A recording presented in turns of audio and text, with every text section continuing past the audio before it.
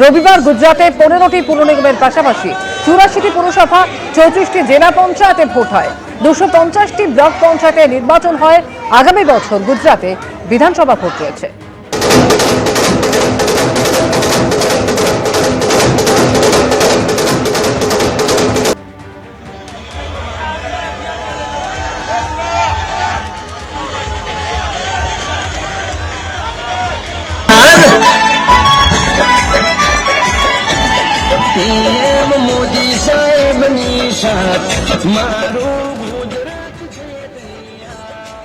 দক্ষিণ 24 পরগনার জীবনতলা, সেখানেও কিন্তু উত্তেজনা তৈরি হয়। একেবারে বিজেপি যে প্রার্থী তার বাড়িতে গিয়ে হুমকি দেওয়ার অভিযোগ সামনে আসে।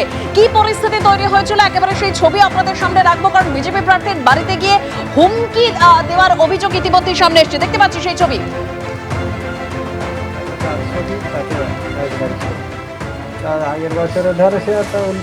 আগের বছর তোমার ভোটটা আমি নিজে মেরে দিয়েছি, আমি একটু বলি। আগের বছর ভোট দিয়েছো আমাদের, তোমরা তোমাদের টোটাল ফ্যামিলি বৌদি সবাই দিয়েছো। বিপ্লব কিন্তু ও তো আমাদের ধরলো তোমার কোথাও বাইরে নেই, বাপ যা বলো তাই শুনতে হবে। হ্যাঁ, কিন্তু ওর প্রতি আমাদের একটা তোমার একটা এমন একটা মানে সন্দেহজনক সেই জায়গায় ঢুকে আছে। তারপরে আমাদের দলটা করবে বলে ও তো প্রতিশ্রুতি দিয়েছে, দিয়ে তো আমাদের সেই জায়গায় রাখতে পারিনি, আর সেই জায়গায় নেই।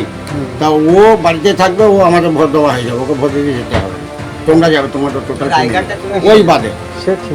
ঠিক আছে, তোমরা যেটা বলবে সেটা। হ্যাঁ, ওটাই। বিপ্লব বলুক কি করবে।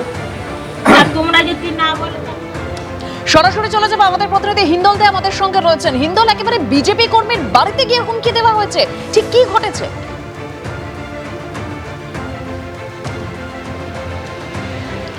একেবারেই দেখো, বিপ্লব মান্নার বাড়িতে গিয়ে এভাবেই কিন্তু হুমকি দেওয়ার একটা অভিযোগ উঠে আসছে।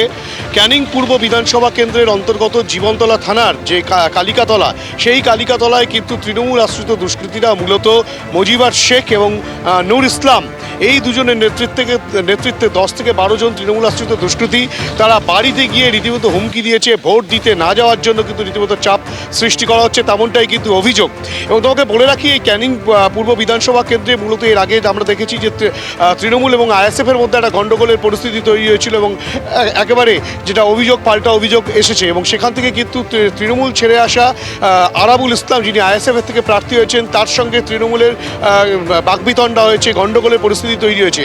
এবার বিজেপির তরফ থেকে অভিযোগ করা হচ্ছে যে বিজেপির বাড়িতে গিয়ে রীতিমতো তৃণমূল আশ্রিত দুষ্কৃতীরা তারা কিন্তু ভোট যাতে দিতে না যায় তারা সেইভাবে চাপ সৃষ্টি করছে, তেমনটাই অভিযোগ করা হচ্ছে। এবং সেটা 208 নম্বর বুথের কথা উল্লেখ করা হয়েছে কালিকাতলা এলাকায়, জীবনতলা থানার অন্তর্গত। অর্থাৎ যে নির্বাচন আজকে রয়েছে 7টা থেকে শুরু, তার আগে কিন্তু ঠিক যেভাবে উত্তেজনার পরিস্থিতি তৈরি হয়েছে, সেই উত্তেজনার পরিস্থিতি প্রশমনের জন্য কিন্তু নির্বাচন কমিশন, পুলিশ প্রশাসন, কেন্দ্রীয় বাহিনী তারা একেবারে সচেষ্ট থাকলেও এই যে আবহ, যে ভোটারদেরকে ভয় দেখানো, সেটা কিন্তু চলছেই। এবং তার পাশাপাশি তোমাকে বলে রাখি, ক্যানিং পূর্বের পাশেই যে ভাঙড় বিধানসভা, যেই ভাঙড় একাধিকবার উত্তপ্ত হয়েছিল, সেখানেও কিন্তু ভয় দেখানোর একটা অভিযোগ করা হচ্ছে, তেমনটাই কিন্তু বিজেপি এবং তৃণমূল আইএসএফ এর তরফ থেকে অভিযোগ উঠছে। একদম, ধন্যবাদ হিন্দল। তবে বিজেপি কর্মীর তরফে ঠিক কি অভিযোগ করা হচ্ছে শোনাবো আপনাদের। তৃণমূল নামক গুন্ডাদের অত্যাচারে আমি বিগত কয়েক বছর ধরে আমি ভোট দিতে পারিনি। আমাকে তৃণমূলের গুন্ডা বাহিনীরা এসে ঘরে থ্রেট দিয়ে গেছে যে আপনি ভোটটা দেবেন না, আধার কার্ডটা জমা রাখবেন, আই কার্ডটা জমা রাখবেন আমাদের কাছে। এবং আমার ফ্যামিলিকে নিয়ে হুমকি, মারধরে, অত্যাচারের হুমকি দেখিয়ে গেছে। এবিপি আনন্দ, এগিয়ে থাকে, এগিয়ে রাখে।